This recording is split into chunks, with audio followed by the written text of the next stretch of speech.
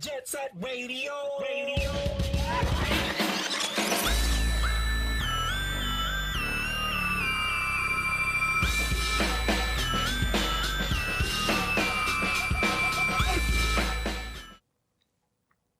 Graffiti is art. However, it is an act of vandalism and it is a crime, Reggie. Nah, that's not true. Fuck that shit. Let's just paint the walls. Paint the walls. Let's go. Oh my god, that logo. That logo is telling you what you're getting is fucking quality ass street grimy funk and soul and every adjective that defines my personality that doesn't, but I want it to because I'm a fraud that's trying to be a real live Jet Set Radio kid. Oh, you're doing a good job. I'm trying to be a Rudy. Reggie. Rude boy. Rude boy. Hey. So that's it. So yeah, we're going right into it because quite frankly, this is the HD remix and I'm so glad this game came out and it brings back the aesthetic of everything I love. What's happening here? Got a little story by who here? This is DJ Professor K telling us about the original inline skates powered by the new Netrium batteries that created the Jet Set Radio movement. Jet Set Radio, of course, or Jet Grind Radio if you're in America, because they had to rename it because they thought they were going to get in legal trouble because of the Jet Set satellites.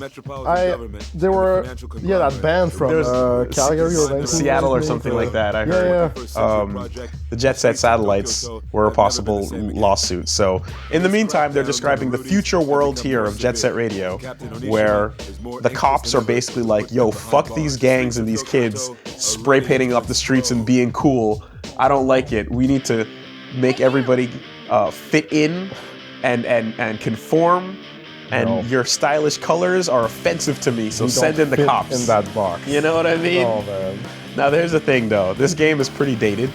I'm not gonna lie. So, real talk is that, like, everything about this game, style, music, aesthetics, all of it is amongst my favorite ever made, right? This is top game. No, I'm saying this is on the list. On the list. In terms of just style and design, art, and sound design. Gameplay has some flaws. Gameplay's a little bit jank. Is it dated? Gameplay's a little bit dated, you know, like I can skate here, it's no problem. The basics, as long as you stick to them, are okay. Jump on the car. Woo! Yeah! Ha! They actually changed the gameplay a bit after the Japanese version. Yeah. Because it was a bit buggy, and they had to improve on it when they released it to America and Europe. In a world where Gum is so fucking great, by the way. She has a great she's design. So cool. And she's introducing you. You wanna make your way, you wanna join the gang, the GGs, the good guys, you gotta learn how to skate like me. The whole thing though to me is kinda like in a world where we didn't get Tony Hawk, this would be a whole other level, right? But Tony Hawk came up before this and felt way more on point with just exactly the level of polish and control, right? Some of that control is based on your character not having the best turning radius on purpose and stuff, but in general, you'll notice sometimes where you're like, your aerial control is like, why am I moving like a tank right now, you know? Like I kind of want to be more precise. But either way, this game introduces as well the spray painting mechanics of getting your can and fucking up those taxis. Get those tags going. Because we need to let everybody know who we be. It's interesting the that good guys. You're mentioning Tony Hawk because it's actually one of the reasons that influenced the name Jet Grind Radio when they released it in America, because that game was super popular. Really? Tony Hawk. I heard all kind of rumors. And then after, a year after, Sonic Adventure was supposed to come out. So they were like, let's push the grinding mechanics in order to pave the way for Sonic Adventure to come and have all this grinding going on. People are going to be like, oh, I already know Jet Grind Radio. This looks already appealing. Because of Sonic grinding. Yeah. That's okay. This is confirmed. Yeah. Okay, because I remember there was rumors, and my friend first told me the rumor that no, they named it Jet Grind Radio because they brought in the America levels for only for America, and that wasn't in the original Jet Set Radio. And I'm like, that doesn't sound true. And then it wasn't. That was all a lie. Basically, Sega of America and Europe were afraid that Jet Set Radio wouldn't appeal to them. Gotcha. So they were like, let's push the grind. We already got, There was another game called Grind Session that came out way back then too, besides Tony Hawk. So yeah, that makes sense. Yeah. And that name change actually surprised the Japanese people. They were like, why did they change the name? Right. Didn't hear about that, but America, man, gotta sell the product. Oh my god, so here we go. This is Tab now, who's getting us to join the gang with his big ass lips, but don't worry about that. Don't worry about that. And of course, so far we've blasted through it, but we've heard 3 fire ass tracks from the god Hideki Naganuma himself. He's a god. He is so sick, right? The music just turns me on is the best way to describe this dude's soundtracks, because he's not the only one on this game. However, a lot of what you're hearing is his work. From title screen with Let Mom Sleep, humming the bass line, and then we just got Magical Girl before that. But yes, I fucking love everything I've heard him make so far. And he's still active. He still releases stuff on SoundCloud and everything. He's going around people. So the intro is the cosplay session that we had when we back in 2015 or so. Me and some friends at Anime North, we cosplayed all the Jet Set Radio characters together. And that's in Toronto, right? That was in Toronto. And what we did was we rolled up into the con, and that boom box I'm holding, the boom case, was playing the soundtrack to the fucking game the whole time. That is so sick. And we skated in like a crew and rolled through the whole con as a unit. And it was one of the best times I've ever had in my life at a con ever. Number 1.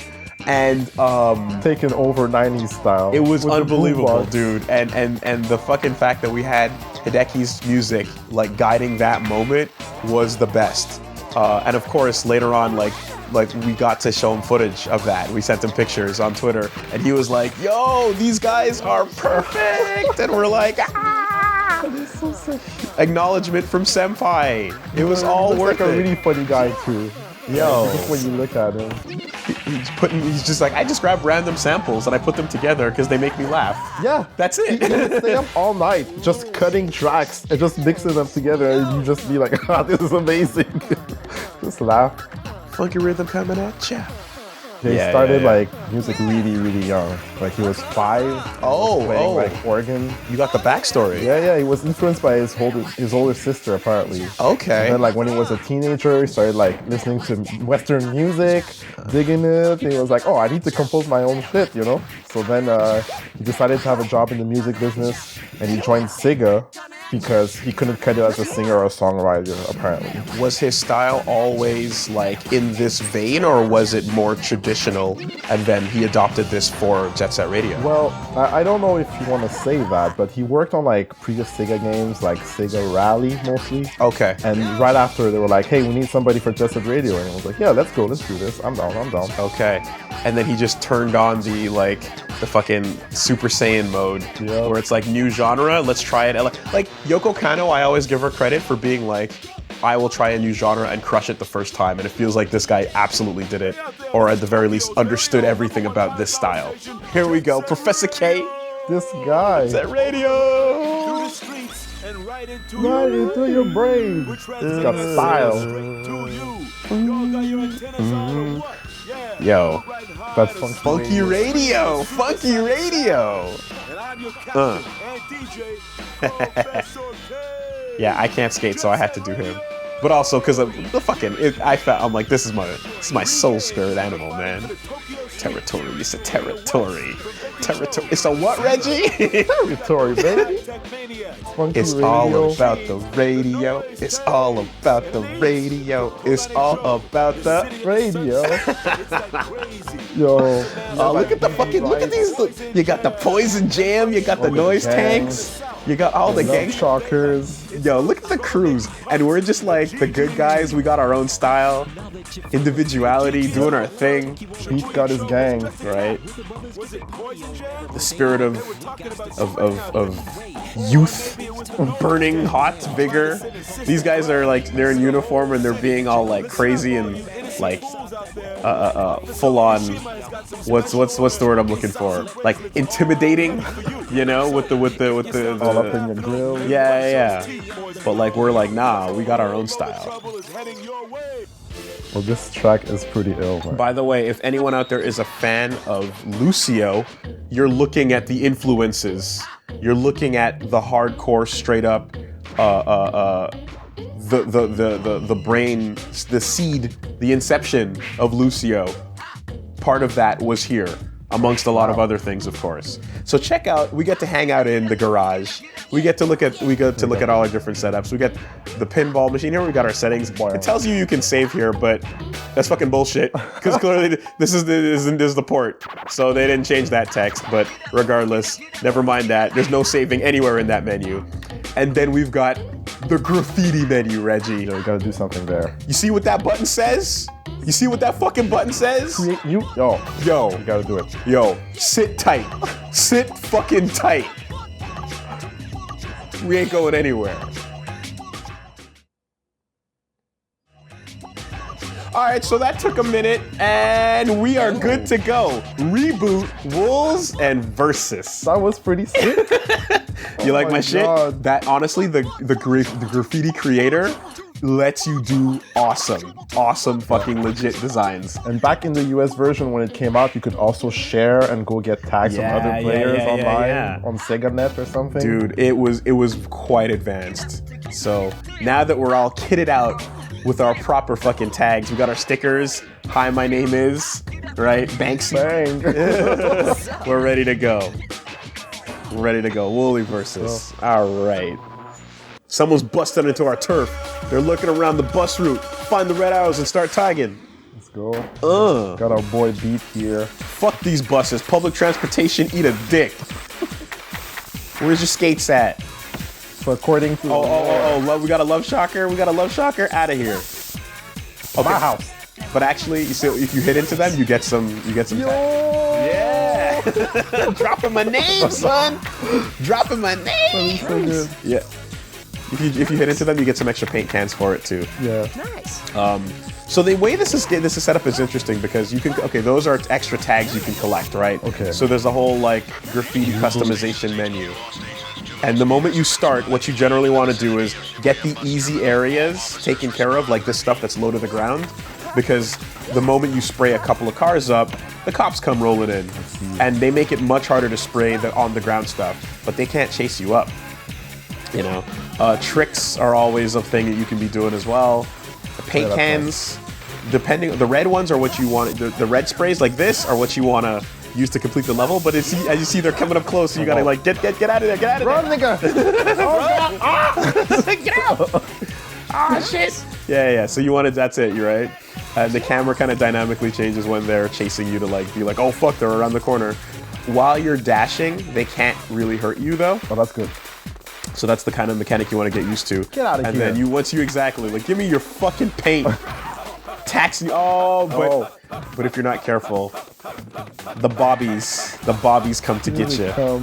Hut. And this is like a very accurate, I feel like, downtown Japan, like bus shelter area, you know. Prime for the graffiti, even though it's a crime. Do not actually tag, just do it in our video game. Yep. Live your street life fantasies out in our video game. These things, so they increase in difficulty, right? So the size goes from single sprays with the reboot logo to the wolves, which is a medium, and then the big ones go heavy. And depending on the character you're using, it gets harder and harder. But here comes fucking Onishima. Oh my god, this fucking Lupin the Third. Well, it's like graffiti is a crime. How much of a crime is it? It's such a crime that we're willing to shoot and kill you. You know? And it kind of makes me think of the discussions you have about like when you make a law, right? Like anytime you make a law in society, Reggie, you have to think, what am I willing to do to enforce this law? right? Wow. So and like unfortunately there's like examples people give of like, oh fuck, hold up. See, he can like kind of chase you. You can spray him in the face though in certain circumstances. Kind of fucked up the jump there. Disable him or something.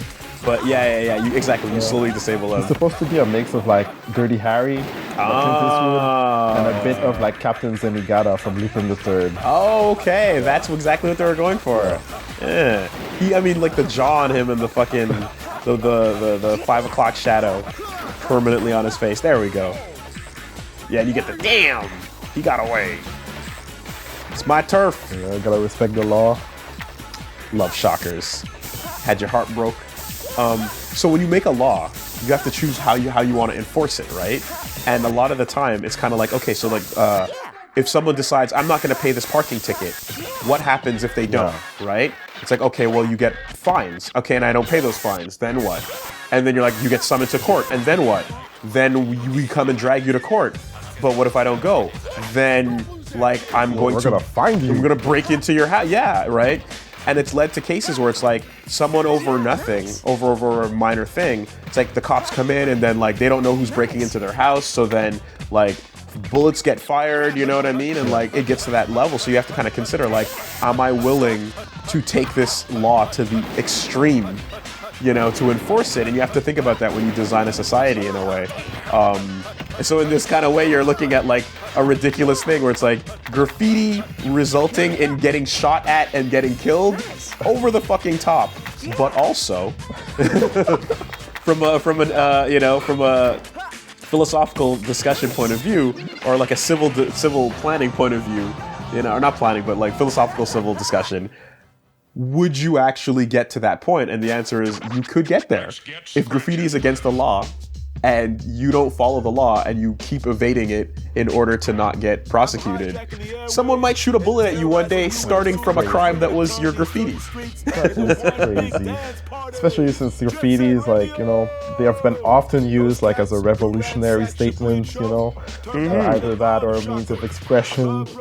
And yeah, you know, if people break the law often, it's either because it wasn't supposed to be a good law in the first place, or because people are assholes. Usually a mix of both, you know? Yeah, you're hurting someone else or usually infringing on someone else's freedoms. Yeah.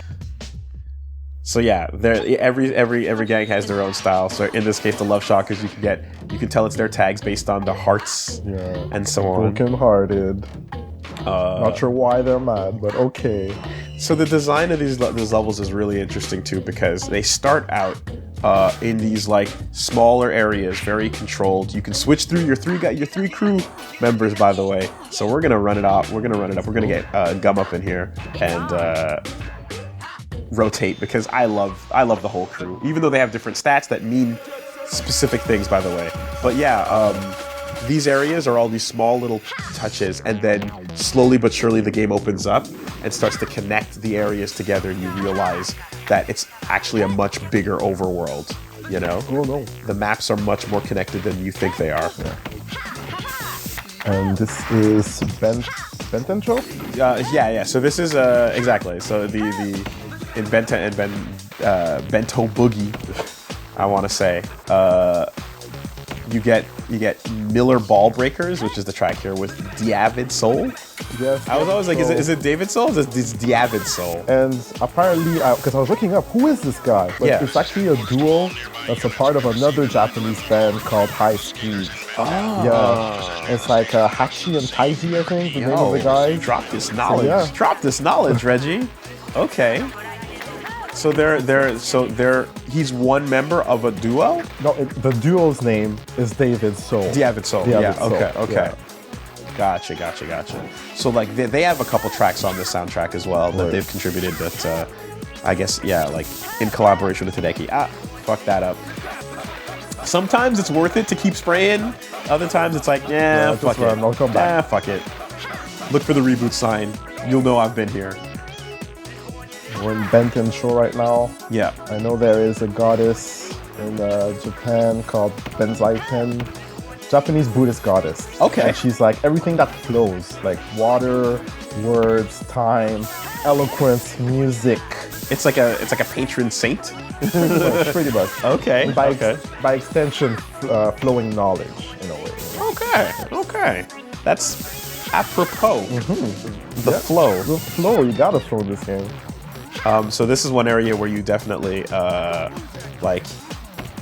they can't reach you up here. So like saving that stuff for the end is definitely a bit better off. But what I was gonna say as well with some of the character choices, right? So Gum is, for example, somebody who, based on her stats, like she can hold. Like some of the characters have more complex graffiti patterns, right? When you actually go to spray the more advanced ones, but they hold less paint cans. Oh yeah. Fuck! Get up there. You see, like and then you crawl around when they swarm you a little bit too hard. But yeah, you can hold less paint cans. You can do more complex designs sometimes. Fuck. Got this. You want to make sure I get that. Yeah. One thing is that I kind of it took me a while to realize because I'm so used to Tony Hawk games where you have to jump and then grind, right? Yeah. But in this game, you can just kind of run into a grind point. It's gonna automatically and it'll do it for you yeah. Exactly. So yeah, and you get these little cutscenes for. Oh fuck, yo, hold up. Let that beat drop. Let that beat drop. Yeah, there were a lot of inspirations in this song actually, like some 70s ladies group, The Emotions. Oh shit! Bro, you talking for this track, Miller Ball Yeah, Breakers? exactly. Yeah. Okay, hold on. Tell me what you got. Tell me what you got. A bit of Earth, Wind, and Fire in there, because basically, like that's how it is with music. You know, you get inspired of spaces, of some songs that you get. There's also like Pumpkin, who's an old school rapper from the 80s. Who worked Sampled into this track. Yeah, but either sampled or huge inspiration for the track. Okay. And there's also a bit of inspiration from Doggy Fresh and Slick Rick with Laddie Daddy. Get your eye patch out. Get your eye patch out. If you don't know, like Doggy Fresh, he's like probably like the earliest Dougie beatbox guy. He's the original human beatbox. And Slick Rick, the pirate, one of the greatest lyricists.